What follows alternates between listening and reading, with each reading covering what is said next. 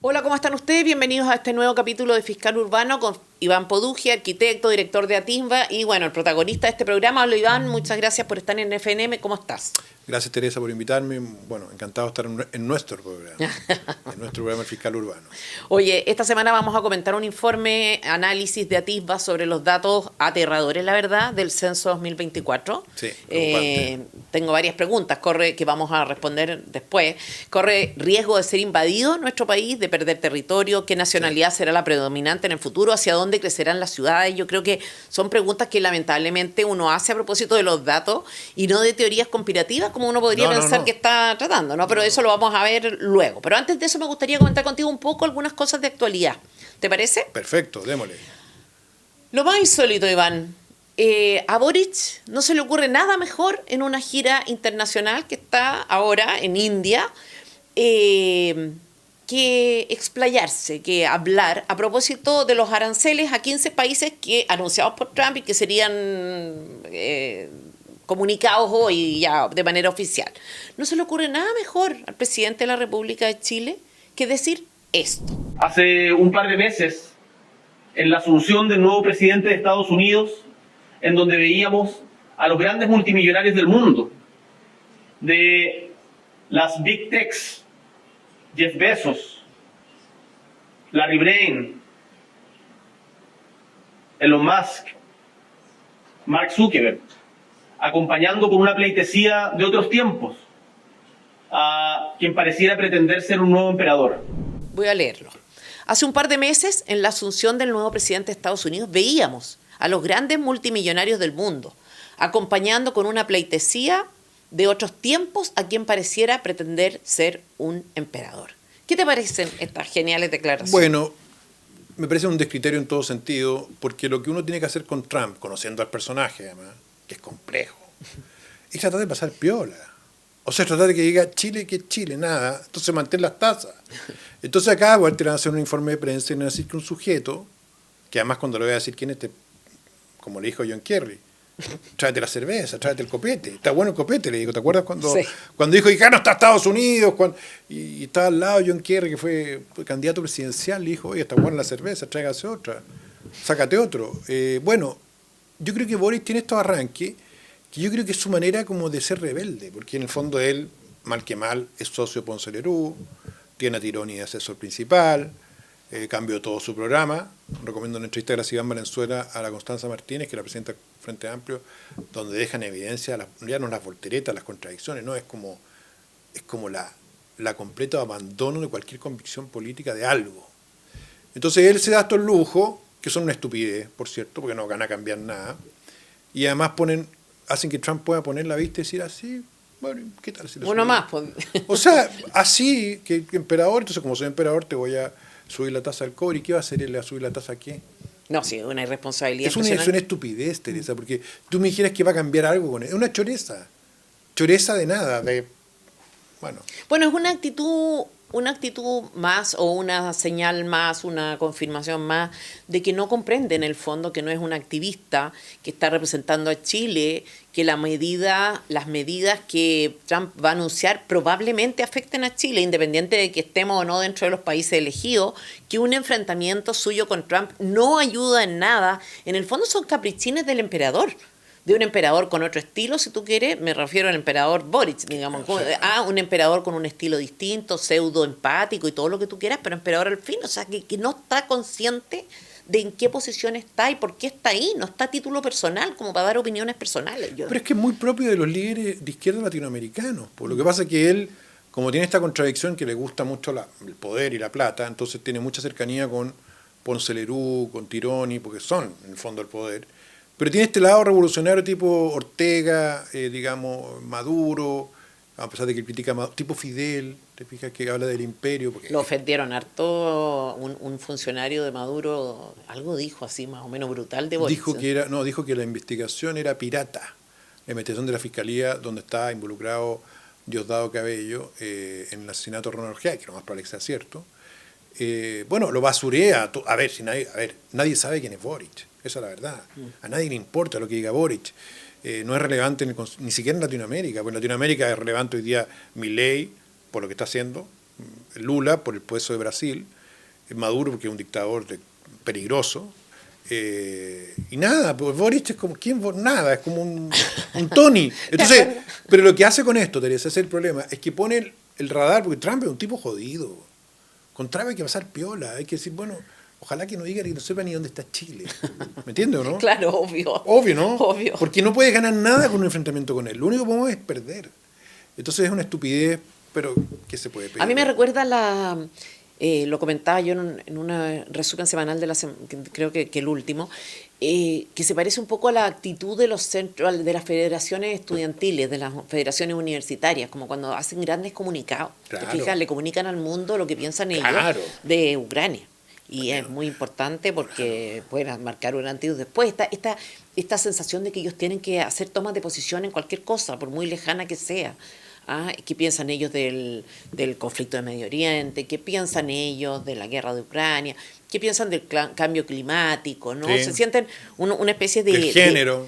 ¿Ah? Del género, de todo. Sí, pero no solo en la universidad, también en los liceos. Tuve los peditorios del Instituto Nacional para volver del paro son terminar con el patriarcado. ¿Pero qué tiene que ver el Instituto Nacional con el patriarcado? Es el camino del flojo. Yo siempre he pensado que estos gallos hacen el camino del flojo, porque ser activista y pedir que el cambio climático, el género, son cosas que en el fondo no requieren ningún esfuerzo intelectual. Es como un eslogan nomás. Claro, es repetir la cosa grande, es como tener importancia, entre comillas, a bajo costo, ¿no? A costa de declaraciones, justamente. Y no olvidemos la imagen de Boric hablando con una Naciones Unidas vacía, porque los compadres que estaban mirando Twitter, los otros, no, o sea, vacía, a nadie le importaba nada, porque te insisto, Milei, para bien o para mal, hoy día es un personaje mundial. Se junta con Meloni, lo reciben en Europa, lo abuchean, lo reciben, pero Boric pasa sin pena ni gloria. Entonces yo creo que esa intrascendencia la trata de compensar con estos arrebatos que no tienen lo único que hacen es ponernos en riesgo nomás. Bueno, o sea, si estamos agregados en la listita de Trump o somos agregados a última hora, este señor realmente es como... Y además 8 meses de irse porque ya no es pato cojo. O sea, este tipo es completamente irrelevante hoy día. No ha sido capaz de hacer nada en su coalición que ordene nada, ¿ya? Su partido no tiene candidato y capaz que el candidato sea Gonzalo Vinte. O sea, ese es el nivel, ¿me entiendes o no? Un tipo que se cree guerrillero del barrio ABC1, que habla puras tonterías, ¿me entiendes? Ese es el nivel que hoy día tiene el partido del presidente de la República. Nunca se vio una decadencia intelectual, te diría, de esta magnitud. Nunca, jamás. Pero es lo que dice tú, un poco la del flojo. ¿Al flojo? Esta semana entrevistamos a Jorge Quiró y justamente hacía una crítica a esta cosa de incluso de la élite tecnocrática o más técnica, qué sé yo, de no arremangarse las manos, decía, y de no ir a las cosas en detalle, como dices tú. Esto es una forma de suplir, en el fondo, la ignorancia propia, la falta de propuestas, la falta... Bueno, en fin. Iván, ayer se filtró también la declaración judicial de Monsalve, la declaración es del 7 de enero, y a primera vista, yo no sé, tú, después de una lectura superficial, yo tendía a pensar que no había en realidad nada demasiado relevante que Boric hubiera omitido en su propia declaración, ¿ya? En principio no me pareció nada, uno trata de ser objetivo, de que el sesgo no contamine demasiado la objetividad, en fin. Pero hay 3 cosas que dice Monsalve que dejan a Boric muy mal parado, encuentro yo después, te fijas como analizando un poco.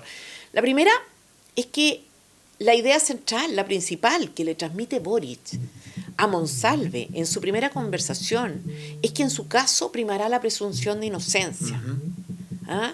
Amigo, yo te creo. Amigo, yo te creo. Sí, claro, a él, al hombre. Exactamente. No a la víctima, que es mujer. Bueno, a los dos. O a los dos. La presunción de inocencia sí. es eso, no es abstenerse en el fondo, no es asumir que cualquiera de los dos puede tener razón. Sí. Pero claro, el amigo yo te creo. La Sí. segunda es que Boric es el que le sugiere ir al sur Sí. a hablar personalmente con su familia. Claro, sí. La tercera, que la idea de ir a exponer al Congreso no fue suya. No fue de Monsalve, No, eso dice él. Fue de Boric. ¿Qué dices tú de esto? ¿Qué suena? Algo suena raro. ¿Serás tú? Sí, eres tú. Mira. No eres tú, soy yo. Sí, soy yo. No eres tú, soy yo.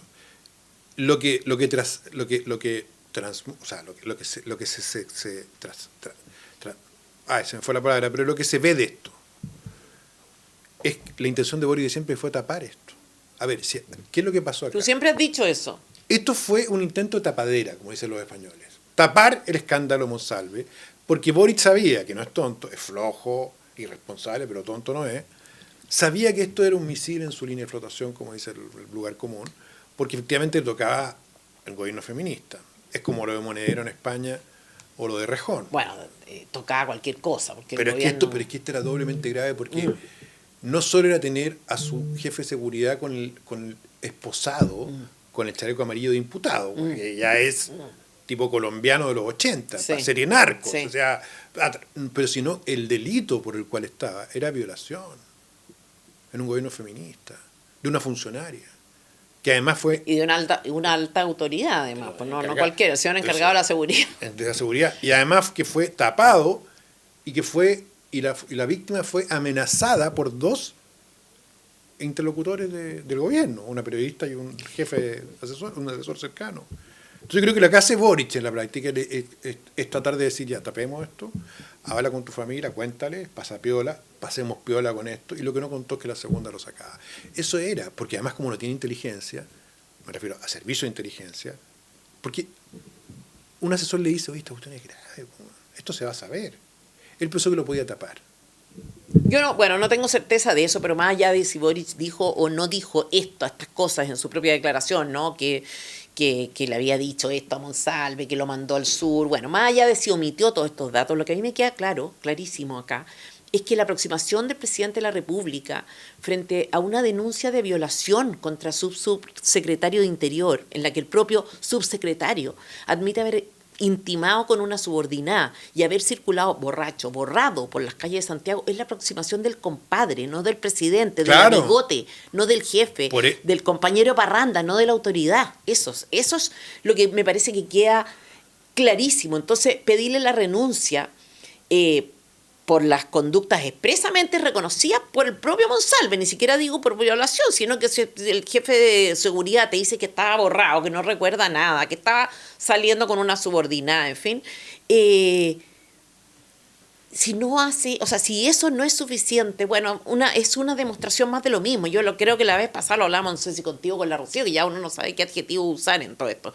Boric no hace estas distinciones entre el compadre, el amigo, el compañero de carrete, el compañero de ruta. La ruta parece que es esta, el carrete. Lo que pasa es que de los curagüillas y los carreteros, de los vivos, y en fin. Lo que pasa es que él dice a todos nos puede pasar. Bueno, pero eso también es un poco raro, porque tampoco obviamente, te pasa tan seguido, ¿no? Obviamente, un tipo ya de la edad de Boric que se ande borrando, porque Monsalve en el fondo andaba borrado. ¿Ya? Cuando Monsalve le cuenta... No, andaba borrado, Iván. Hoy día en la mañana oía... Sí, 100 llamados, ¿no? Decía 100 no llamados. Pero la 100, mentira que le cuenta a Boric es que me da susto que me hayan drogado, claro, que me hayan puesto algo. Claro. Y Boric no le pregunta, ¿pero andabas con escolta? Claro, exacto. No andaba con escolta porque nos mandé a la casa y andabas caminando a la Alameda a las 2:30 de la mañana. Bueno, a todo no ha pasado. Quizás él también. ¿Me entiendes, no? Eso es lo que yo pienso. Este tipo no es capaz de poner el país en primer lugar, porque la seguridad nacional es un tema que trasciende los intereses de cualquier cosa.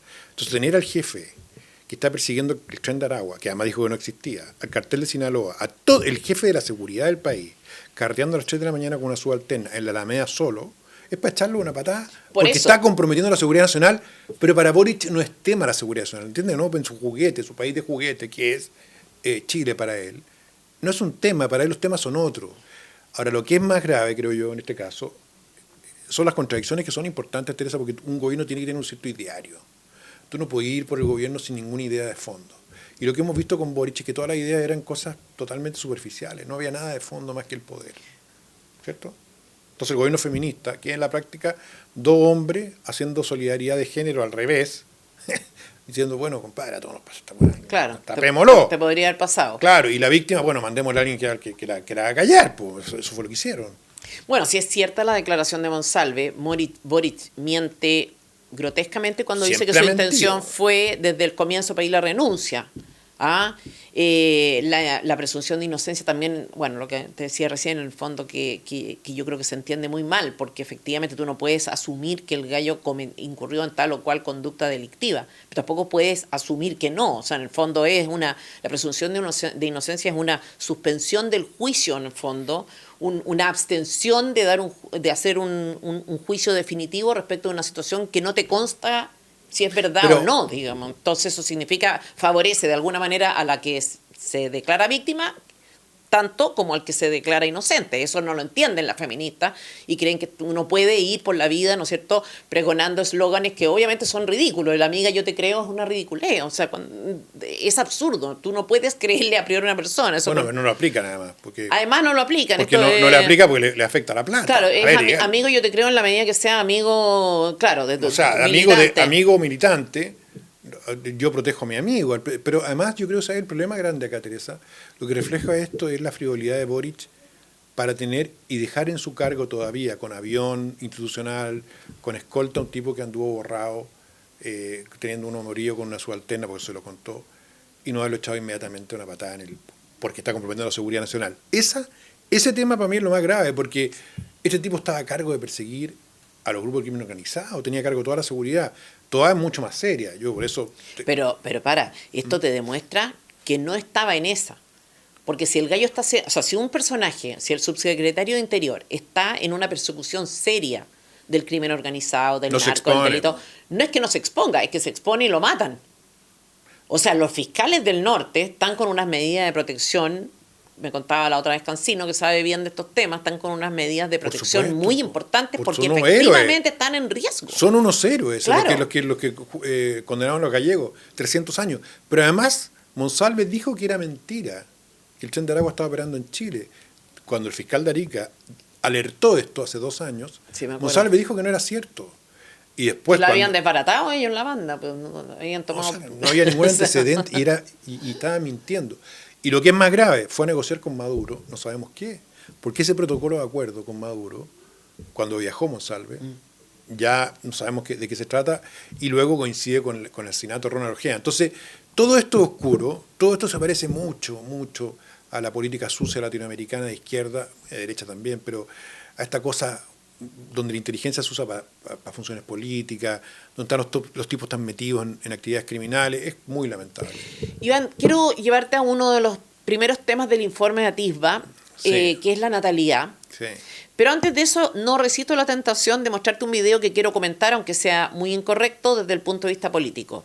Lo que quiero decir a propósito de ese video, y que tiene que ver un poco con la natalidad, pero todavía vamos a seguir un poco metidos en la contingencia. Por curiosidad, ¿usted se va a tomar los 5 días que le corresponden en su postnatal? Por supuesto. ¿Cuando nazca Violeta? Por supuesto. Me parece. A ver, a mí hay 2 cosas que me parecen chocantes. La primera es la decisión de tantas autoridades de gobierno de elegir el último año de mandato para tener hijos. Bueno, lo dijo Renato Garín.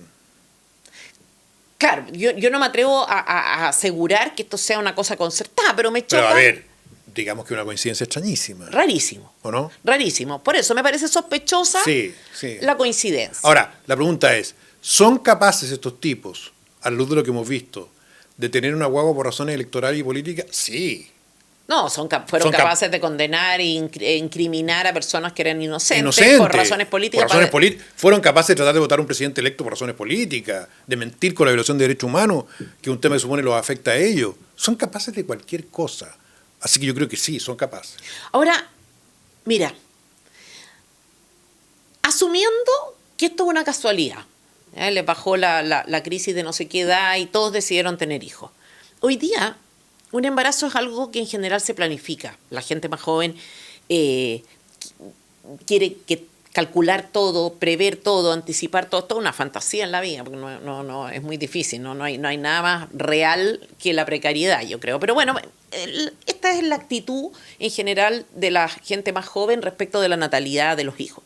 Entonces yo intento ponerme en el lugar de Boric y pienso de su polola, tomando la decisión de tener o no tener un hijo, haciendo consideraciones en relación a cuál es o podría ser el mejor momento para tenerlo. Y me pregunto, ¿por qué decir sí? El último año de mandato, o sea, me queda un año para salir de esto. Me falta un año para estar libre de la responsabilidad de estar a cargo de un país completo. Sin embargo, elijo este momento. A mí eso me choca. Porque no, a mí no me extraña nada, dado que ellos hacen toda esta... La motivación de ellos... Pero aunque no hubiera motivación política, si tú tienes un año para salir del gobierno, te falta un año para salir del gobierno y tú decides que es mejor idea tener una guagua hoy a tenerla saliendo del gobierno. Es político. Es 100% bueno, político. yo creo que o es político o es irresponsable también, porque no cuesta nada esperar 9 meses, o sea, esperar 12 meses sale, o sea, señor sale ¿cuándo? Sale en marzo próximo. Primero, él piensa que siempre va a estar. Ya yo creo que él está pensando su retorno ya, cosa que es una pesadilla tenerlo de vuelta, pero eso es lo que él va a hacer. Entonces esto es como la aposta que está diciendo. O sea, un heredero, ¿ya? Y a lo mejor está pensando que su hijo también va a ser presidente. Pero si son así, a ver, está en la lógica de la dinastía. Eso. No, claro. Y a lo mejor es simbólico. Si los Montt, los Alessandri y los Boric, por supuesto. Yo Qué creo susto. Sí, no, estos tipos son así. Además, una cosa que decía Renato Garín, cuando plantea esta hipótesis, que por supuesto fue troleado por todo el progrerío, y se cumplió, porque digamos Carol Cariola, Camila Vallejo. Camila, Vinter, que es de su corazón. ¿Vinter también tiene guapo? Sí, también, en la misma fecha. En la misma fecha. A lo mejor encontraron simbólico. Todo esto es simbólico, porque dicen, no, según Garín, ellos mandaron a hacer un reporte para ver qué los alejaba del mundo real. Ya. Son miles de cosas, convengamos. Ya. Ganan como ricos, tienen vida adolescente siendo adultos, tienen chofer, jefe de gabinete. O sea, nada es como el chileno común y corriente. Entonces dijeron, ¿qué es lo que más nos podría acercar? Tener un hijo. ¿Cierto? Según Garín, eso es lo que dice el reporte. Entonces ahí, curiosamente, todo se pone a tener hijos. Qué horror. Para acercarse al ciudadano medio. ¿Son tan maquiavélicos? No me cabe duda. Vallejo, pero no me cabe duda. Como la califica Cariola. Despiadada, fría. ¿Y ellos cómo se califican? Si a ellos lo une solamente el poder. Entonces yo creo que no hay ninguna mística. ¿Cuál es la mística del Frente Amplio? ¿Has pensado, Teresa? Yo otra vez pensaba eso. Cuando vi la entrevista de Iván Valenzuela con Constanza Martínez, y después dije, en realidad, la desarmó, porque agarró toda su estructura como de principios, de visión, y no existía nada. Entonces, ¿cuál es la mística del Frente Amplio? ¿Qué es lo que los mueve? La plata y el poder. Y eso es una coalición joven que quiere recuperar el país muy jodido. ¿Me entendí? Porque se corrompieron muy luego. Muy luego. O sea, les duró la nada misma el romanticismo, por pero decir. nada. Si es que alguna vez lo tuvieron, yo ya dudo, pero me imagino que mientras estaban en la universidad estaban en una onda más yo creo que más idealista, supongo, no sé. No, convengamos que estamos en una época que es muy materialista, donde las ideas son escasas, digamos, y el individualismo está muy exacerbado. Yo creo que ellos representan eso. Y también lo dice, no sé si Garín u otro, que exalta esta característica que tienen estos jóvenes, digamos, de ser muy hedonistas, muy egoístas, muy individualistas. Entonces... Paréntesis, jóvenes... Bueno. 40 años. Cuarentones. Sí, ya hay que empezar a enrostrarles la edad también, porque sí, uno dice uno puede ser estúpido, pero hasta ciertas edades, ¿no es cierto? Ya llega un momento en que se te acaban esos derechos, lo que pasa es que como tienen de referencia a los viejos que los cuidan, que digamos los que, o sea, acá hay apoderados o padres irresponsables que tienen estos hijos. ¿Qué es Tironi? La Carolina Toá dentro también, Marcel.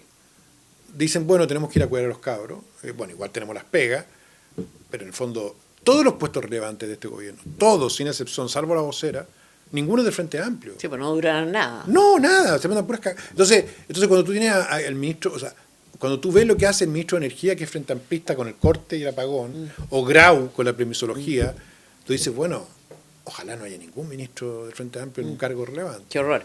Bueno, de hecho, a mí me choca, esto es súper políticamente incorrecto, a mí me choca que se tome un postnatal. O sea, ¿cuántas personas, dueños de pymes? ¿Tiene políticamente incorrecto eso? ¿Decir que me choca? Yo encuentro que es chocante, por supuesto, es poco representativo, pues Teresa.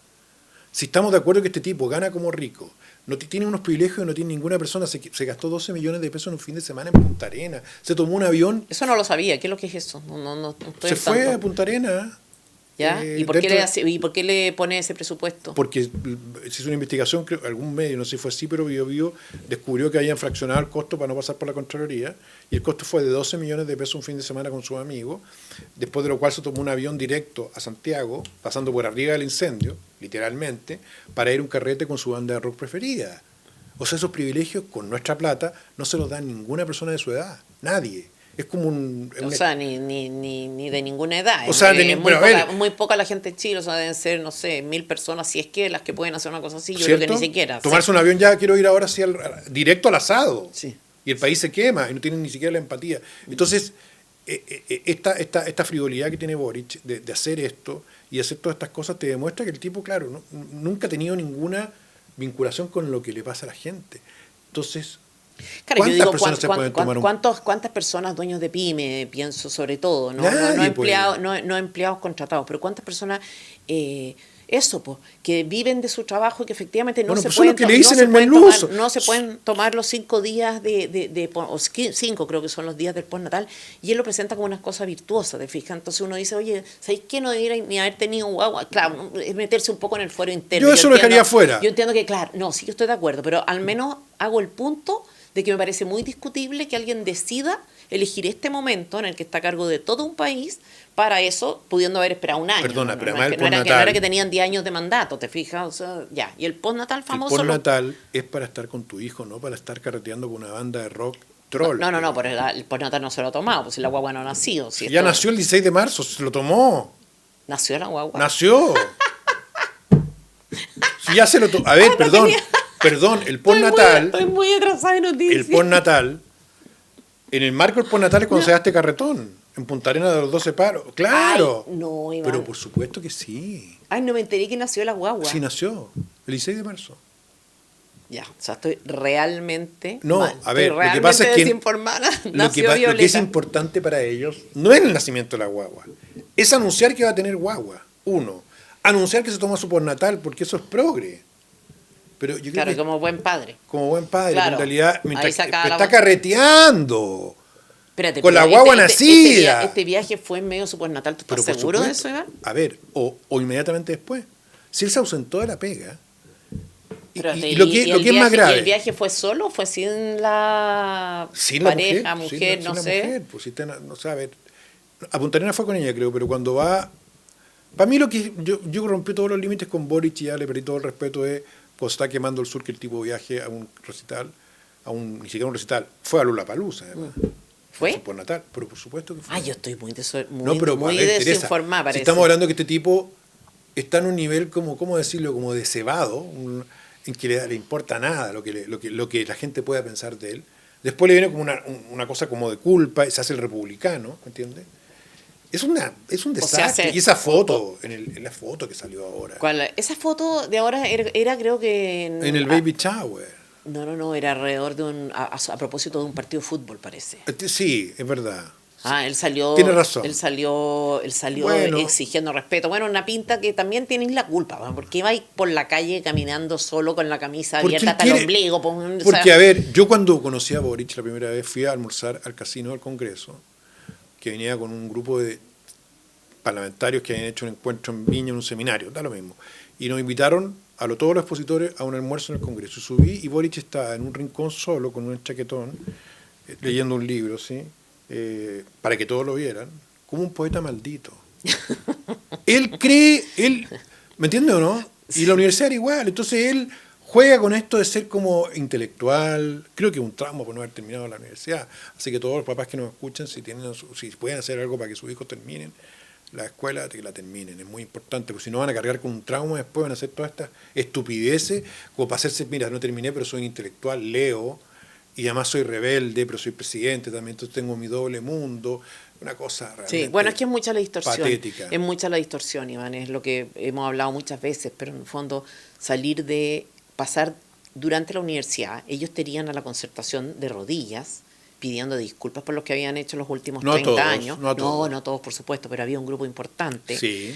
Les hicieron espacio con alfombra roja para que llegaran al Congreso.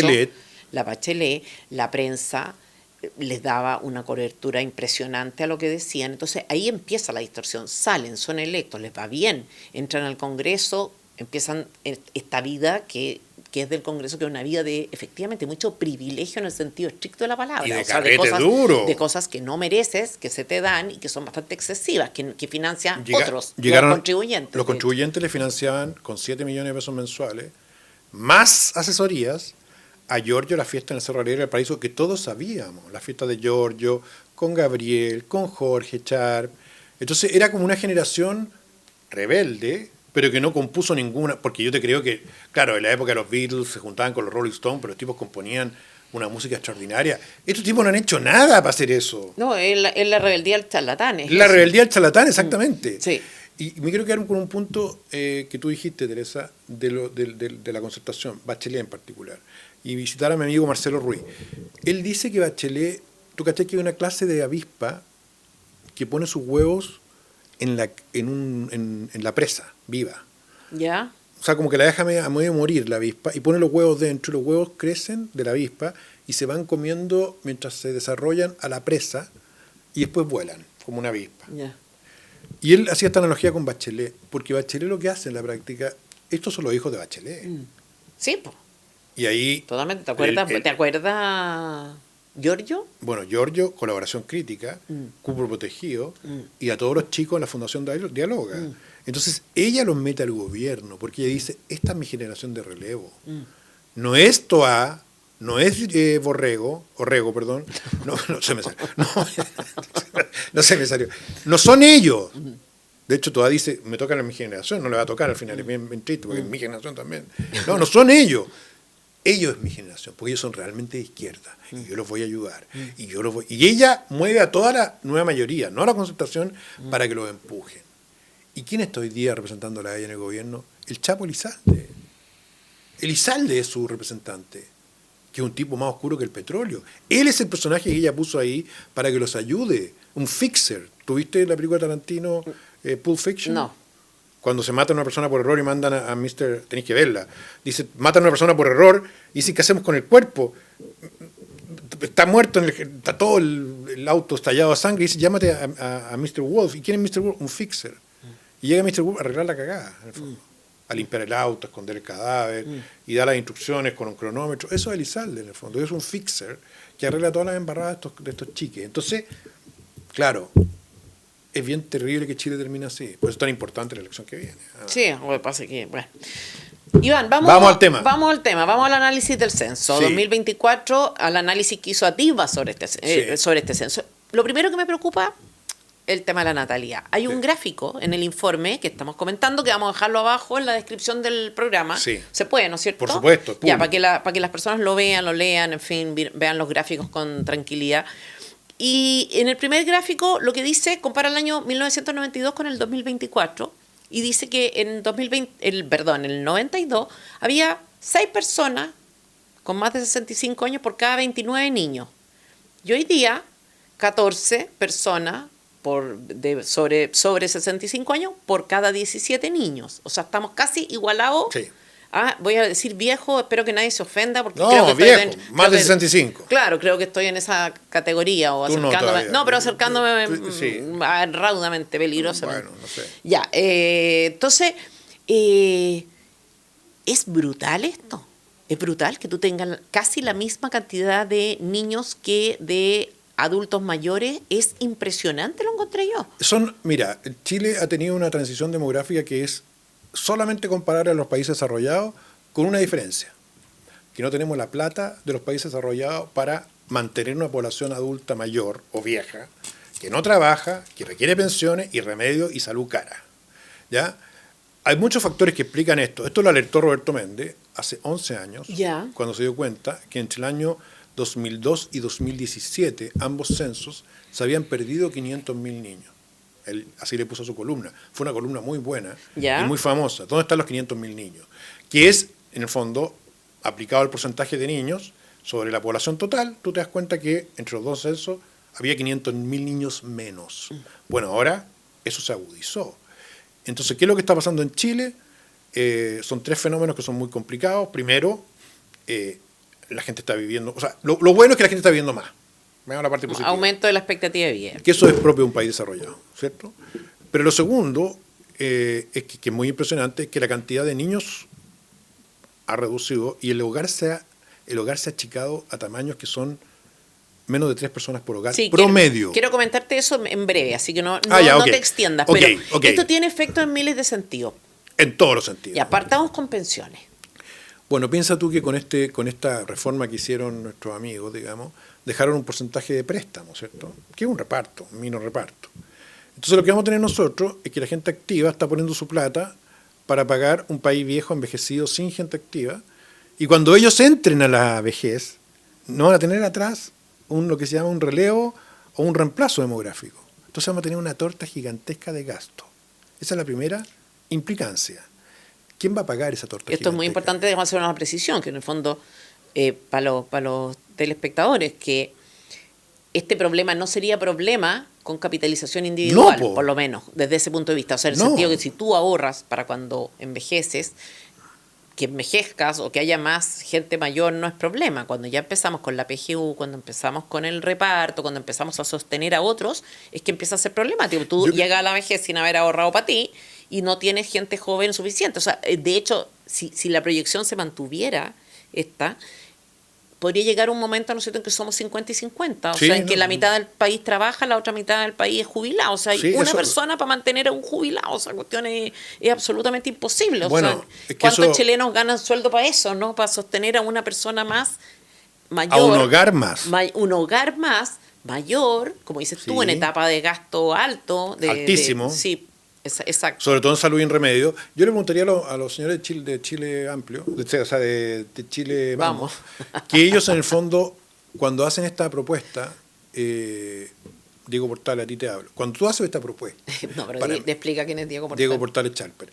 Cuando tú haces esta propuesta y te ufanas de esto, ¿tú pensaste en esta transición? ¿Vieron los datos del censo? Porque los datos ya sabíamos para acá iba.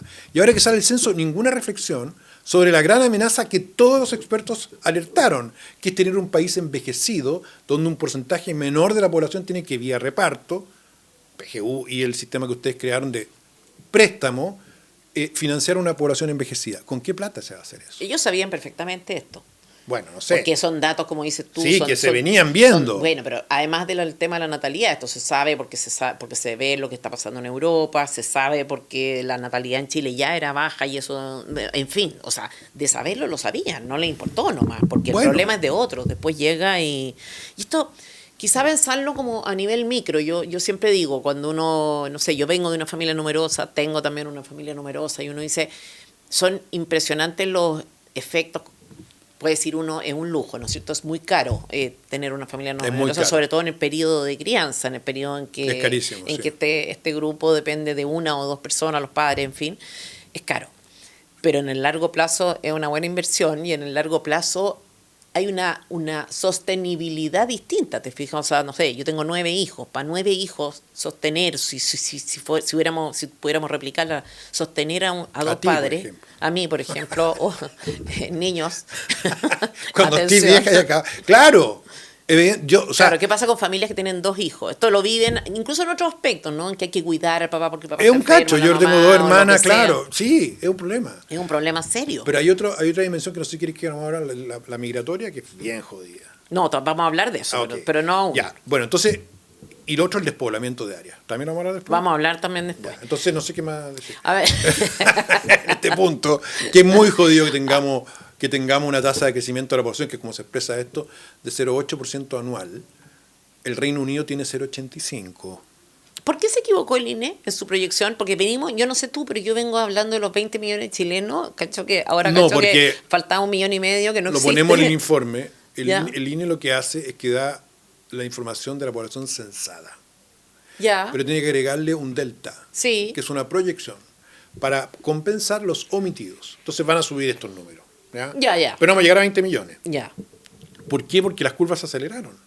Entonces, ahora lo que se pensaba es que la migración iba a compensar esto y no lo compensó. Yo creo que probablemente hay una subestimación del fenómeno migratorio en la población censada, porque no se pudo dimensionar. Y por otra parte, hay, claro, una aceleración del envejecimiento que no se pudo ver. Y yo creo que eso es lo más complicado acá. Cuando tú creces a menos del 1% anual, que es una situación que estamos viendo nosotros, vamos a llegar a 0,8, hoy día 0,85, podríamos 0,9, 0,95, ¿ya?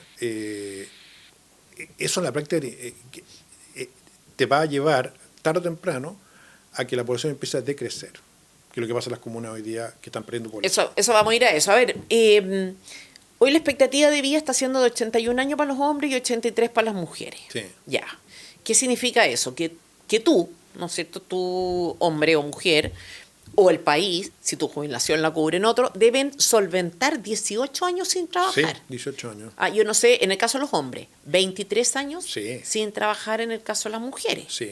Y al mismo tiempo estamos con una cultura, como dices tú, súper como hedonista, súper de vivir experiencias, de viajar, en fin, que uno dice, ¿cómo vas a hacerlo? O sea, ¿cómo vas a enfrentar tus 18 años de sobrevida después de que jubiles? ¿Cómo vas a enfrentar tus 23 años de sobrevida cuando jubiles? O sea, y hay un discurso político en que nadie se atreve a ser un poquito más exigente con el ciudadano común y corriente en su discurso, más honesto.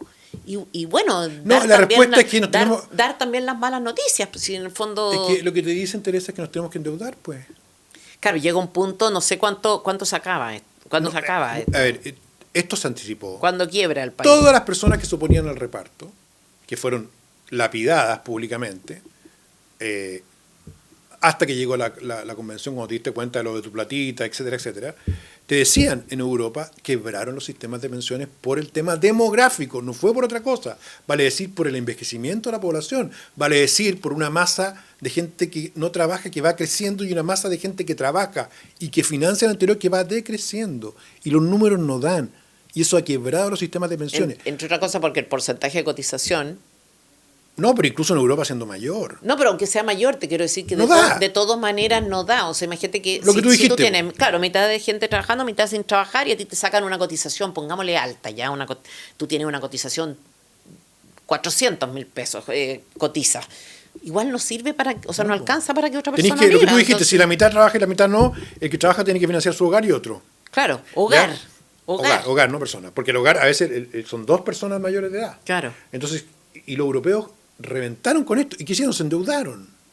Pero no han logrado resolver el tema de las pensiones en Europa. Y han ido moviéndose a sistemas de seguro, más parecidos. Y nosotros, teniendo esa experiencia, estos tipos fueron muy irresponsables porque lo que hicieron fue sabiendo que esto venía. ¿Me entiendes? Y como dices tú, bueno, no me va a tocar a mí el costo, sí el beneficio electoral, que es discutible todo esto a raíz de los números. Pero lo que es complejo acá es cómo vamos a financiar nosotros un país a estas tasas de envejecimiento con una PGU y este préstamo que van a tener que solventar cada vez menos personas activas trabajando. Tú hablas, o sea, tú, Atisba, qué sé yo, dan cuenta también de esto que querías comentar recién, que el número de habitantes por hogar, que bajó de 4 a 2,8, el porcentaje de personas viviendo solas subió de 8 a 22%. Sí. ¿Qué pasa con eso? Tú tienes mucho contacto con la ciudadanía, tú conoces muy bien Chile. ¿Qué pasa con esto? O sea, ¿cómo se manifiesta esta soledad en el fondo finalmente, ¿no? Este desamparo, porque vivir solo o vivir con pocas personas tiene efectos emocionales, sociales importantes. Sí, bueno, lo que hemos visto es que estos hogares cada vez más pequeños, que son de 3 personas, son hogares también que están fraccionados porque hay mucho divorcio, hay que decir. Entonces puedes tener un hogar solo, un monoparental, que el papá vive solo ahí, y la mamá vive con los niños, ¿te fijas? Entonces, hecho ese punto, tú tienes al final del día, y también tienes adulto mayor. De hecho, de los hogares solos, 1/3 son jóvenes solos, que están viviendo solos por primera vez, que se fueron antes de la casa, arrendando. Niños, atención. Sí. Y aproximadamente 1/3, un poquito menos, de 1/3 son hogares de adultos mayores que se quedaron solos. Y que muchas veces, sobre todo en el país más masivo, tienen una vivienda o una vivienda dentro del mismo hogar. O sea, tienen una pieza, viven de allegados en el fondo. Pero no fueron clasificados como allegados, curiosamente. ¿Ya? ¿Por qué? Porque no están dentro del mismo edificio, tienen otro edificio, tienen como una pieza. ¿Ya? Como edificio.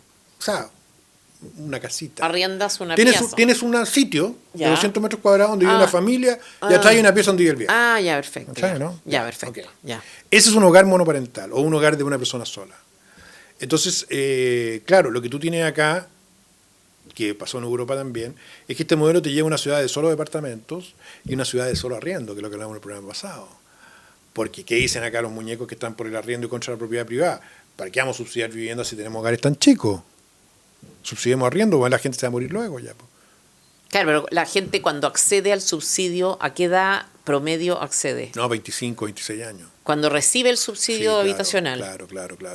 25, 26 años, Sí. ya, entonces, ¿por qué sería poco tiempo de...? No, el argumento es que lo que te quiero decir, por eso lo pusimos en el informe. Se van a quedar solos, ¿para qué vamos a tener una casa para claro, una persona un sola? departamento, primero, que es más caro, que es más lento, y segundo, quitémosle la propiedad, o que no haya propiedad de vivienda en el subsidio, que es lo que hablamos en el programa pasado, dado que, en el fondo, van a quedarse viejos solos, van a quedarse solos luego, y locales muy chicos.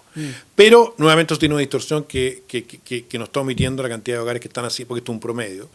Del déficit que tenemos, que son 600.000 viviendas, donde las personas viven hacinadas o viviendas irrecuperables, ¿ya? Y donde tú tienes que construir más casas. Entonces, al final del día, claro, hay varios paradigmas que se ponen en duda en esto. Y el principal es el paradigma de la familia Venegas, ¿cierto? O Picapiedra, o Simpson, o Supersónico, que son la misma familia, padre, madre, vieja, suegra, 3 niños. Por la familia nueva, que son madre sola con hijo, padre solo, joven solo. Yo de repente pienso que la actitud de la gente joven respecto al trabajo y respecto de su empleado, esta cosa como de esperar en el fondo que respecto a sus empleadores, esta tendencia a pretender, esperar, exigir de los empleadores una actitud como paternal, tiene que ver justamente con esta soledad, que puede ser una derivada, puede ser una posible explicación de esta mentalidad que se llama de la generación, ¿cuál es la actual? Z, ¿no? No tengo idea. Pero Z, sí. ya. Pero, y además cuando uno ve el origen de esto, ¿por qué se origina en general? ¿Por qué la población reduce su ritmo de crecimiento? ¿O por qué hay menos gente? ¿O por qué baja la natalidad? Tiene que ver con el ingreso de la mujer al mercado del trabajo. Y decir eso ahora es como que te cuelguen, yo no sé si me van a colgar por eso, pero esa es la verdad. Cuando la mujer ingresa al mercado del trabajo y pierde y gana autonomía, se casa después, se separa antes, tiene menos niños. Eso es un hecho de la causa. Entonces, y eso se ha visto en todas las sociedades modernas, urbanas modernas. Además, esto es muy urbano. Bueno, había un discurso además como de... el discurso feminista, además de inducir a eso, una subvaloración o devaluación de frentón de la maternidad, muchas veces yo veo en redes sociales, así te insultan como diciendo tú eres una dueña de casa, tú te dedicaste a criar hijos, así como que fuera una función menor. Sí, pues, claro que sí.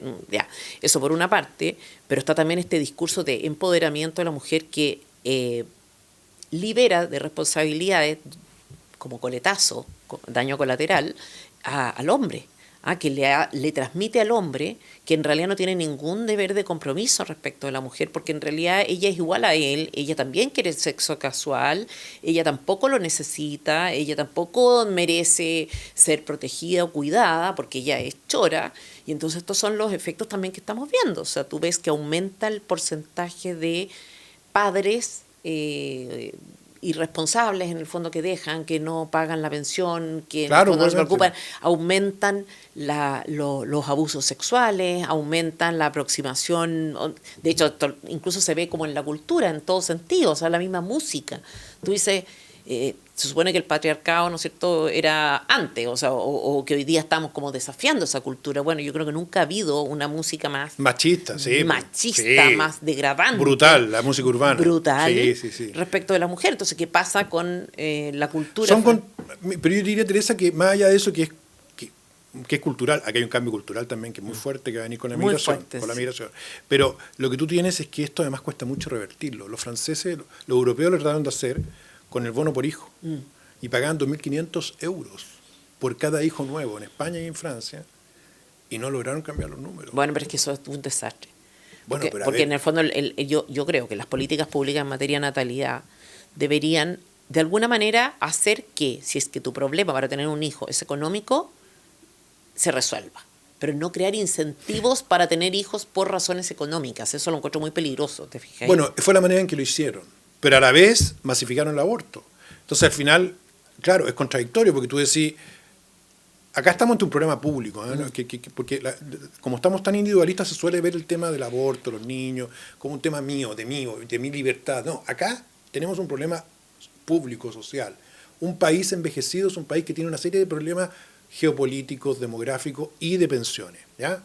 Salió de la esfera privada esto. Entonces, como salió de la esfera privada, tenemos que saber tomar políticas públicas que van a tener que alterar esta libertad exacerbada, por ejemplo, con respecto al aborto. Esa es mi opinión, más allá que yo sea católico o no. El aborto va contra una política de aumento de la natalidad, obviamente, ¿no? Ahora, el incentivo del euro, o sea, del pago por niño nacido, no funcionó, no sé si por eso, pero no logró revertir las tasas migratorias. No, porque cuando tú tienes una cultura en la cual el hijo es un problema o el hijo es un capricho que tú tienes, ¿no es cierto? Como, sí, también quiero tener un hijo, como quien quiere, mira, quiero viajar, quiero tener un hijo porque quieres hacer la experiencia. Un poco esta generación tiene muy metido esto, de hacer experiencias de viaje, experiencias de música, experiencias de sabores, de comida, experiencia de tener un hijo.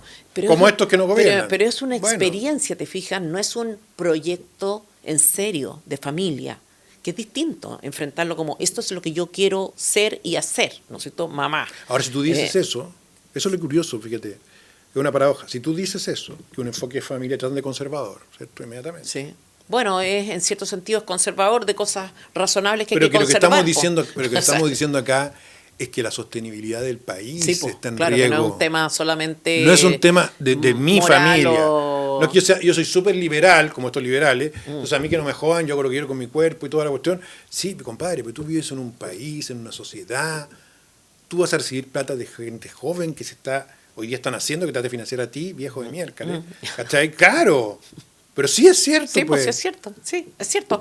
De hecho, a ver, Iván, vamos a un poco a migración. En el análisis de ATIVA... Esto es lo más complejo. En el análisis... ¿Cuál? Este tema que viene. Tú dices, en el análisis de ATIVA se hace una distinción entre las zonas que han perdido población. Y una de ellas es la de la frontera norte. Veamos el mapa para que tú lo expliques un poco. A ver, este es el mapa que estamos mostrando. Ya, mire, para ponerlo en simple, este es el mapa, está mostrando la región de Arica, de Tarapacá y de Antofagasta, que son 3 regiones que están entre la frontera con Perú y Bolivia. ¿Ya? Lo que usted ve en color rojo son las comunas que pierden población, o sea, donde hay menos habitantes hoy que hace 7 años. Y las que ven color naranja son las que crecen bajo el promedio nacional, que ya es bajo. O sea que en 5 años van a estar todas en rojo. Y lo que muestra esto, y que comunas que ya son, aisladas por efectos geográficos y climáticos, Calama, Colchane, Ollagüe, y tienen menos habitantes y están perdiendo población. Vale decir que si yo extrapolo esto, no va a vivir nadie en esos lugares. Sí, está bien que se te caiga, porque es bien grave. Y eso ocurre en la frontera norte, que es la frontera más crítica desde el punto de vista de la migración irregular, que nos lleva al otro punto, que la migración irregular es lo que compensa la baja de la natalidad. O sea, el reemplazo demográfico hoy día en Chile se está dando a través de la población extranjera. Y eso, como es un país chico, a diferencia de Estados Unidos, va a hacer que el porcentaje de población extranjera suba. Yo te iba a preguntar eso. O sea, en el fondo tú lo que dices es, estamos hablando de despoblación o despoblamiento de zonas que son próximas a la frontera, por lo tanto, migración, invasión. Uno puede decir migración, pero también invasión, o sea, también toma por otros países. O sea, esto no es... Es un riesgo geopolítico. Claro, ¿sí? Riesgo geopolítico, no es conspiranoia. ¿No? Después, con acceso directo, como decía el informe, ¿no es cierto?, a sectores donde se concentra la riqueza mineral. Y tú dices, bueno, acá hay un tema también con la inmigración. ¿Cuál es la correlación en esas zonas de migrantes y chilenos? ¿Quiénes se fueron de esa zona? Mira, ¿O nacieron menos personas nomás? ¿Por qué se fueron? ¿A dónde se fueron? Eran pueblos chicos que nunca fueron muy habitados, ya. Porque nuestro país tiene poca población y tiene una geografía compleja. Y por eso es que la colonización fue una política de Estado en algún momento, traer colonos. ¿Ya? Nosotros abandonamos eso. Entonces lo que tenemos acá, en Calama, en Ollagüe, en Putre, en Colchane, que es dramático, son gente que se está muriendo de vieja, cuyos hijos se mueven a Arica, se mueven a Antofagasta, se mueven a Iquique porque no tienen oportunidades ahí. ¿Ya? Y como son fronterizas, porque eso daría lo mismo si pasa, por ejemplo, qué sé yo, en La Unión, en Río Bueno, también están perdiendo población, pero la situación demográfica o geopolítica es distinta. Entonces, lo que está pasando con esas ciudades es que están quedando vacías y por ahí mismo está entrando la migración. Ahora, esa migración llega fundamentalmente a la misma ciudad donde se van los otros jóvenes. Arica, Iquique, El Hospicio, Antofagasta, que son las únicas que crecen de todo el desierto. Ya, o sea, el migrante no se queda ahí tampoco, no hay ni una oportunidad. No se quedan las ciudades vacías. Lo que pasa es que en esas ciudades que se van quedando vacías, nosotros no tenemos ningún tipo de control. No tenemos presencia del Estado, como no hay gente, y son sectores donde están las reservas de litio, las reservas de cobre, y en el caso del sur, las reservas de agua, también con poca demografía, con poca densidad poblacional. Y esto nos lleva a una cosa que podría ser muy estatista, si tú lo piensas, pero es que necesitamos una política de colonización de estos lugares. Ahora, como la población no crece, esa política puede llevarnos finalmente a que la estrategia para colonizar sea a través de migración. Ya, y el tema de la... A ver, llega gente... El tema de la... A ver, ¿cómo se enfrenta la falta de oportunidades?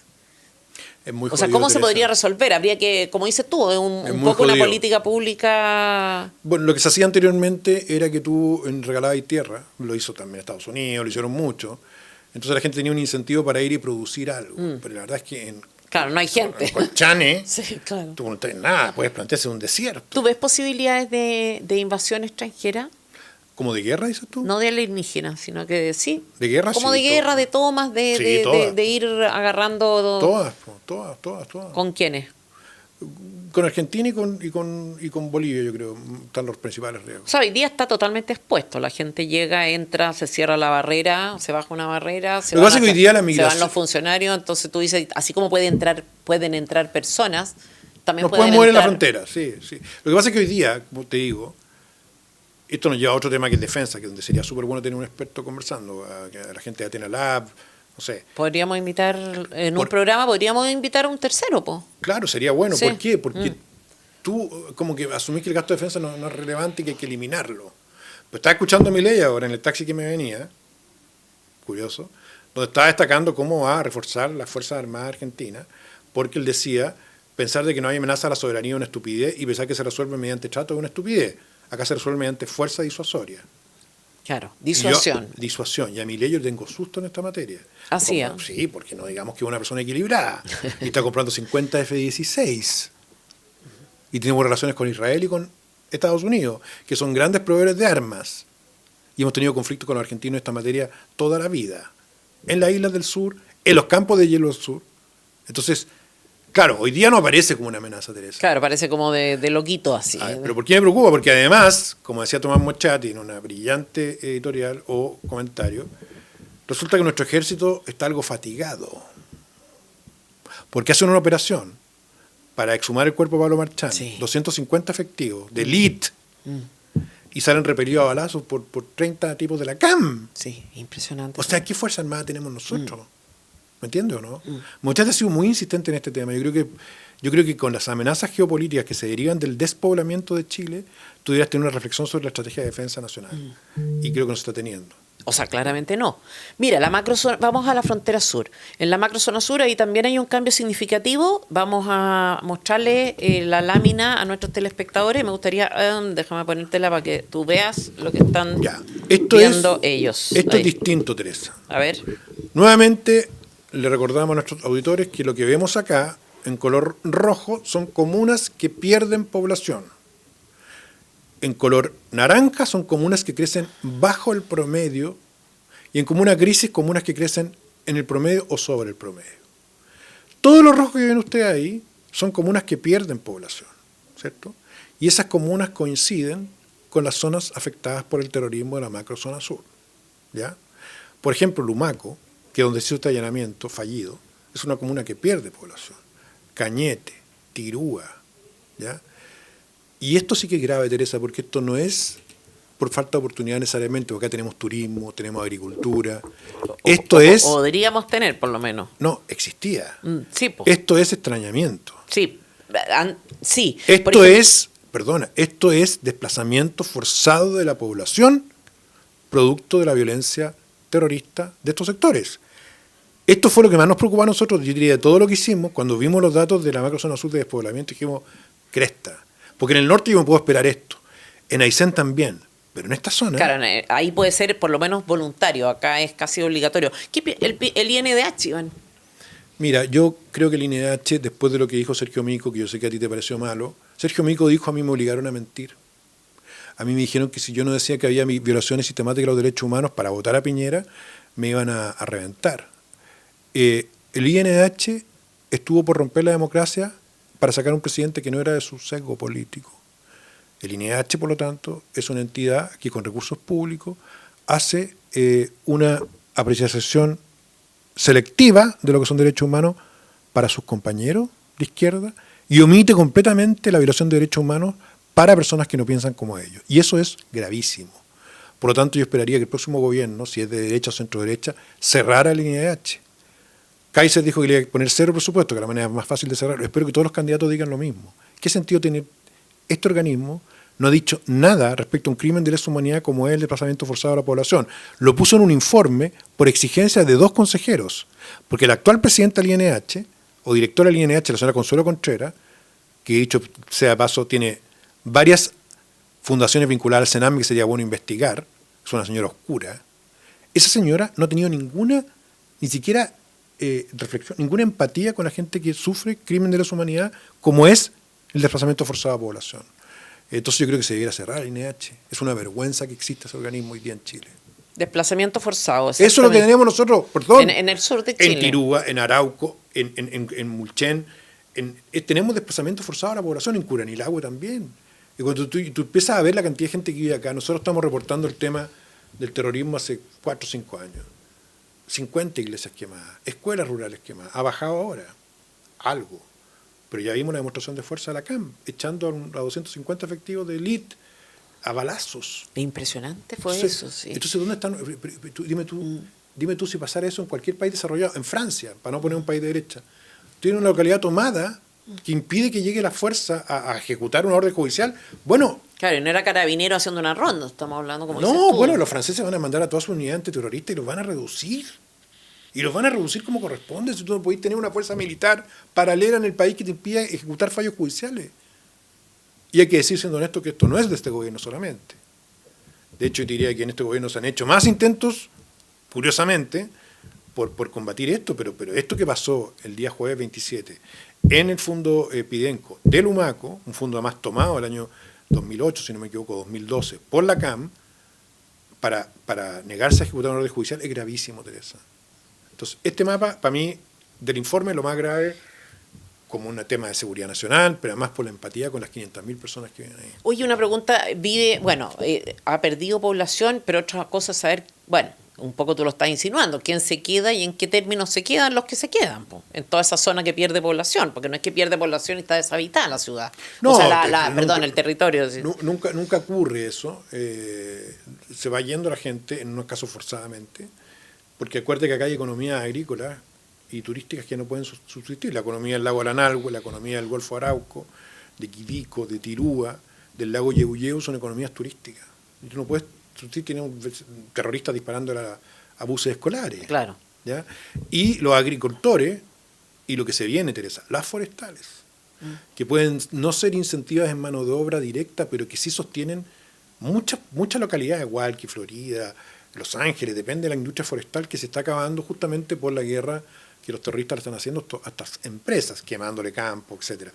Entonces, hay un tema acá complejo, ¿ya? Porque nosotros no podemos perder población en zonas que tienen un valor estratégico desde el punto de vista económico también. Que lo que está pasando en el norte podría pasar en el sur forestal. Claro, pero hay grupos tomándose eso, tomando control. Como en el caso del sur, sí. En el caso del sur, entonces sí. Uno queda en riesgo, el otro está siendo tomado, definitivamente.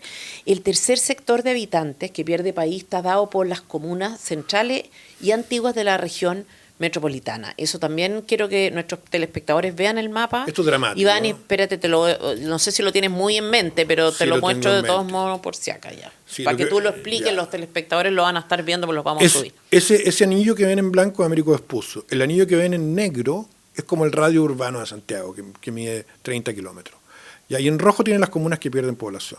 ¿Ya? Estas son no las que pierden y crecen bajo el promedio, solo las que pierden.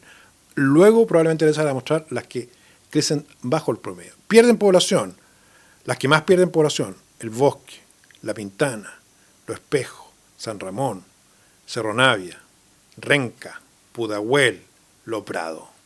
Todas esas comunas tienen una característica en común, son comunas pobres, sin inversión y sin oportunidades.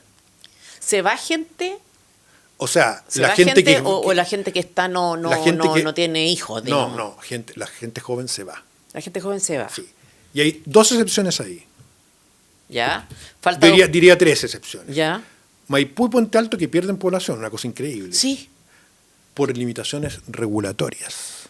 Ya, eso no lo entendí, Ya, te iba a preguntar. es muy simple. Las comunas mayoritariamente crecen en extensión y unas pocas crecen hacia arriba. Ya. Cuando tú frenas la extensión, por razones regulatorias, que te ponen un límite para que no siga creciendo en extensión. Eso es lo que se ha hecho en Santiago. Claro, tú bajas la población ahí, la población después salta a otras comunas, que eso es lo grave. Pero en Maipú lo que hizo fue poner un límite muy estricto, entonces no pudo crecer más. ¿Para el lado o para arriba? Ni para el lado ni para arriba. Ya. Porque Tomás es muy progre, además electoralmente muy atractivo, es decir, la gente no llega nadie más para acá, porque entonces no vamos a tener taco, no vamos a tener nada. Entonces se le puso freno regulatorio y se va. Y la gente joven no puede vivir en Maipú, no tiene casa para comprar. Entonces se va a otras comunas. Y ahí se produce el fenómeno de la ciudad dormitorio, que es lo que... Pero ya, se van porque no hay espacio. No hay espacio, no hay oferta. Ya, o sea, no porque no sea... O sea, si tú le preguntas a la gente, ¿quiere ir en Maipú? Sí. ¿Quiere vivir en La Pintana? No. Me voy de La Pintana porque no tengo oportunidades. En Maipú sí tengo oportunidades. ¿A qué te refieres con no tengo oportunidades? Porque en Santiago pero en Santiago todo el mundo se mueve para sus trabajos. En general cambian de comuna para sus trabajos. Entonces, ¿por qué te irías de una comuna que está relativamente bien ubicada? Porque no tiene oferta, no tiene oferta de vivienda nueva. Ya. O sea, en La Pintana yo me quiero comprar... Por tú que yo en La Pintana tuve un futuro mejor que mis padres, logré tener mi ingreso, quiero comprarme una casa nueva. No tengo casa nueva. Solo puedo comprar vivienda social. Ya, acá está el problema de la permisología, dices tú en el fondo. No solo permisología, que nadie quiere invertir en La Pintana. No, en La Pintana sí, pero me refiero a Maipú. En Maipú es permisología, 100%, y en Puente Alto también. Y permisología social al municipio. A los municipios fundamentalmente, y al gobierno regional, porque el gobierno regional que define el límite urbano. Ya. Este cinturón como de fierro que le ponen de verde, se llama, Greenbelt, lo inventaron los ingleses. Ya. Que es para evitar que la ciudad se expanda. Ya. Pero no lo logra nunca. Porque lo que hace la ciudad se llama leapfrog. Es que se salta ese límite y se pone afuera del límite. Ya. Obvio, ¿no? Ya, perfecto. Entonces, ¿dónde están las casas nuevas de Maipú? No están en Maipú, están en Padre Hurtado, están en Peñaflor. Y si yo soy de Maipú, ¿dónde me tengo que ir a vivir? A Padre Hurtado. ¿Y eso por qué tú mencionas a Bodanovich? Porque uno...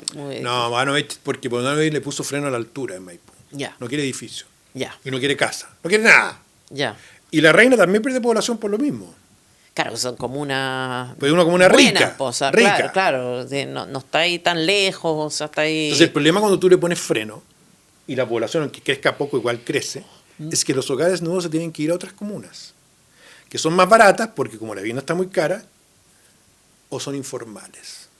Que es lo que hablamos la vez pasada. Ahí vamos a ir. ¿Hay migración, fenómeno migratorio acá en esas comunas? No es cierto. No. O sea, no, nada que ver. Ya. La migración sean 2 sectores. Sí, vamos a ir a eso. Veamos la lámina de comunas que ganan población. Explícanos un poco este otro mapa, Iván. Este mapa. Ya. Ahora vamos a poner en azulito las comunas que crecen por sobre el promedio. Y las comunas que crecen por sobre el promedio en ese mapa son 2 anillos. Uno que está rodeando la comuna de Santiago, donde está Independencia, Estación Central, Quinta Normal, San Miguel. Eso es casi todo migración en altura. Las torres, los guetos verticales que llaman. ¿Por qué la migración va a altura? La migración siempre va al centro, por definición. Eso lo encuentro raro yo. No, es totalmente lógico. Encuentro muy lógico que ellos vayan, o sea, que una persona que viene llegando quiera estar central. Sí, obvio. La misma aspiración que tiene un chileno, porque uno toma esa opción y el otro no. Porque el chileno no está dispuesto a vivir en una pieza. O con un catre. Ya, porque en el fondo son comunas centrales, pero con una oferta de vivienda mala. Precaria. Entonces, muy precaria. Entonces ahí es donde la migración se toma esa. Y lo que pasó con el gueto vertical, y esto tiene que ver con otro tema, es que es compatible con la culturalidad del migrante caribeño, por así decirlo. Por ejemplo, la fiesta, el carrete. No, o sea, un edificio donde de 350 apartamentos, donde hay 50 carreteando por noche, es un infierno para una persona que no le gusta el carrete, que generalmente en Chile no es así. Pero para una persona que no tiene problemas con eso, no tiene problemas con vivir ahí. Eso que parece tan trivial. Hay una cuestión de carrete muy, muy potente en los o sea, no de carrete, llamados guetos verticales. Pero de cultura, de la música, de la parrilla, del aceite. Es culturalmente así, no es que sean personas que carretean, no. Ellos culturalmente les gusta la música fuerte, les gusta la salsa. Entonces eso genera unos choques culturales que por supuesto acá en Santiago Oriente ni siquiera se conocen. Pero son choques culturales que terminan a los golpes, o que terminan con que la gente ya no soporta más y se va de los departamentos. ¿Ya? Ya. Entonces, lo primero que usted tiene ahí, en color celeste y azul, son las comunas que crecen. ¿Se fija que están al centro? Ya. Esos son casi todos migrantes, salvo Ñuñoa, que es la única comuna que crece del sector oriente. Ah, sí, ¿ah? La única. Sí. ¿Y cuál es tu explicación para eso? El precio. Precio. Sí. O sea, Las Condes, si usted se fija, Las Condes, Providencia y Vitacura ya están a punto de ser rojas. Están en naranjo, quiere decir que están creciendo sobre el promedio. Nuestra estimación es que el próximo censo, Las Condes, Vitacura y Providencia van a tener menos habitantes que hoy. Van a perder población. Ah, sí, ¿ah? Sí, claro. Bueno, muy caro. Muy caro. Sí. Entonces, ¿dónde se va la gente que quiere vivir cerca del sector oriente? A dos sectores, a Ñuñoa y a Chicureo. Punto. Ya. Eso. Y por eso la otro sector azul está fuera. Las otras comunas que usted ve en azul son las comunas que se llevan los hogares que no pueden vivir en Maipú, ni en Puente Alto, ni en Las Condes, ni en Los Barnechea. Explícame un poco el concepto de anillo rural y de ciudad dormitorio que usa el... Mire, cuando usted se casa, digamos, para el hogar que se casa y tiene hijos, que sigue siendo un hogar importante, ya dijimos que en Maipú no me puedo comprar una casa, pues no hay, por las restricciones de la permisología. Entonces, ¿dónde me compro una casa si quiero vivir cerca de Maipú? En Padre Hurtado, en Peñaflor, en Talagante, que son mucho más baratas porque el suelo es más barato. Entonces me compro mi casa ahí. ¿Cuál es el problema? No hay Transantiago, no hay metro, no hay hospitales, hay 50 carabineros. Entonces lo que hago es que transformo una ciudad dormitorio en una ciudad donde duermo y trabajo en la urbe y vuelvo a dormir en la noche. ¿Ya? Eso es tan viejo como el urbanismo. O sea, Providencia fue ciudad dormitorio en algún momento. Después fue la dehesa ciudad dormitorio. Pero a medida que llega gente, llegan los servicios, pero eso toma tiempo. ¿Me entiendes o no? Ahora, tú era la opción o la propuesta que considerabas viable. La semana pasada hablábamos ya cómo resuelve el déficit habitacional y tú decías, lo lógico es construir en la periferia. Bueno, este fenómeno se está dando de manera natural al margen de... Sí, pero se está dando al margen de la ley, al margen de regulación, y si tú me preguntas a mí, sería más lógico construir cerca de Maipú, cerca de Puente Alto, de no irte tan lejos, ¿me entiendes? ¿No? Ya, no tan periférico. Entonces como lo que yo hago cuando pongo un Greenbelt, cuando pongo este anillo y defino una zona protegida, es que la gente tiene que darse un salto más lejos de lo que el mercado diría. Ya, o sea, tú dices, hay que construir la periferia, pero no tanto. No tan lejos. O por último, con una planificación urbanística. Claro, acá no, acá la gente está viviendo en parcelas de agrado, en calles de tierra, sin consultorio, sin nada. Porque es donde, en el fondo, te puedes saltar la norma. ¿Y cómo se mueve esa gente? ¿A dónde te puedes saltar? En auto. En auto nomás. En auto o en bus, pero casi todo en auto. Ya, interurbano, así, sí, ya sí, casi, sí. Y con muchas horas de traslado, imagino, ¿no? Sí, obviamente. A ver, la semana, entre los sectores que ganan población están también los que reciben migrantes, como decías recién, ¿no es cierto? Asentamientos informales, ilegales de viviendas como las tomas. Este es como el peor de los mundos, o sea, comunas que se poblan o sobrepoblan de población, valga la redundancia, peligrosa en el fondo. O sea, las tomas no es simplemente una cuestión informal, es ilegal con, todo lo que tú has hablado en los últimos tiempos, pero que me gustaría que lo repitiera un poco. O sea, las tomas son un negocio criminal. Eso. Donde tienes grupos de crimen organizado que toman tierra, usurpan y venden tierra robada a migrantes o a personas que no pueden postular los subsidios. Es un negocio millonario. Lo vimos en otro programa, en Perú mueve $1.000 millones por año, acá mueve $100 millones por año, pero como nosotros estamos avanzando hacia la informalidad, en comercio, en todo, entonces este mercado va a crecer y es peligroso, porque es crimen organizado. Es como lo que vio Cancino con la Pilar Lizana. La Pilar ha estudiado el crimen organizado en la venta de marisco, en la venta de madera, sí, muy interesante, en la venta de cobre, impresionante. Y también está en la venta de tierra. Eso le falta ver a la Pilar, pero porque es chiquitito, pero va a crecer, porque es muy rentable. Pero además de eso, tiene el problema de que tú estás metiendo 60.000, por ejemplo, Alto Hospicio. Alto Hospicio ahora tiene la misma cantidad de habitantes que Iquique. Antes Alto Hospicio era como la cola de Iquique, era como la toma de Iquique. Creció tanto con la migración irregular que ahora necesitas otro hospital, necesitas 3 comisarías más. ¿Y quién las va a poner? Porque nadie está pensando en eso. Entonces lo que tú generas en el fondo cuando sobrepueblas con informalidad no es solo el negocio criminal, mafioso de vender tierra robada, sino que estás generando una demanda social que presiona sobre los jardines infantiles, se llenan las matrículas, sobre los consultorios, se acaban los cupos, y eso genera conflictividad social nuevamente. Si tú... Por eso es que los discursos duros contra la migración son tan... le hacen tantos eco a la gente que vive en sectores populares o sectores de clase media, porque ellos sufren el costo de la migración irregular. Claro. La sufre el progre, claro, que no tiene problemas con el cubo, el consultorio ni el jardín infantil priorizado para migrantes. Claro, que no tienes tampoco la cara delictual de la migración. O sea, probablemente una persona que trabaja con, o qué sé yo, que gente común y corriente que viene a trabajar, qué sé yo. Iván, conclusiones del informe, conclusiones del censo. Mira, conclusiones. La conclusión son 3. Primero, entramos en una fase que se temía, que es una fase de envejecimiento poblacional, donde vamos a tener menos habitantes productivos que los pasivos. Y eso es un tremendo problema desde el punto de vista económico.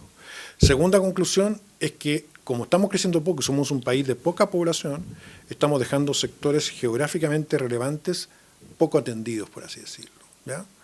Y además descuidados, y yo diría descuidados no solo desde el punto de vista del poblamiento, sino de la actividad económica que ahí se desarrolla.